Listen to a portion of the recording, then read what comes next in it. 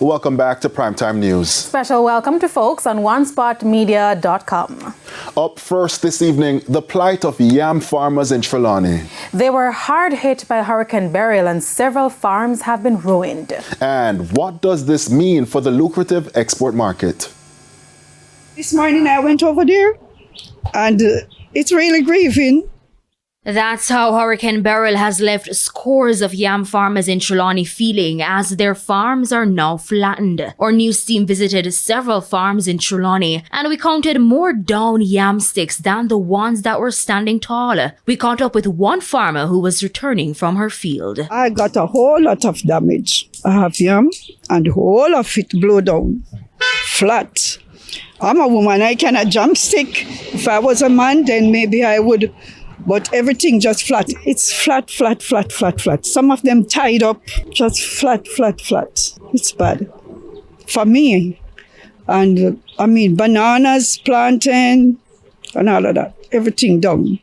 As for this farmer, his losses were big. Roughly about 50 bank wash away. And we take out back some. So there's enough loses that. Trelawny is the largest producer of yam in Jamaica. According to the Food and Agriculture Organization, 80% of agricultural production in Trelawny consists of yams, sold both domestically and internationally in large volumes, fueling the country's global export dominance with ownership of 22% of the export market. We don't see our councillors. We don't see MP. We don't see persons come around and say that, how is it that you're coping? What is happening with you and all of that. So it is hard for the farmers in South Trelawny here. Meanwhile, another farmer, Delroy Scott, believes more can be done for yam farmers. Officially, the government should have put in more effort towards the communities in Jamaica to let the people see some more hope that they can really think about. And if it's not like that, then, things going slow and slower. Now we have a lot of little track in the cockpit where the roads or the track, the trees fell down.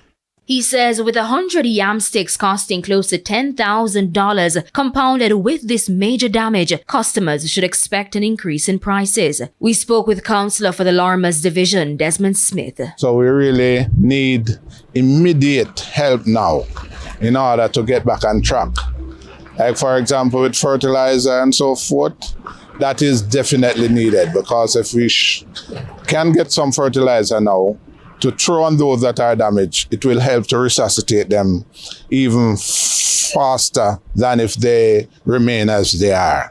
Agriculture Minister Floyd Green estimates damage to the sector is in the region of over $1 billion. He says assessments continue. Amoy Harriet, TVJ News.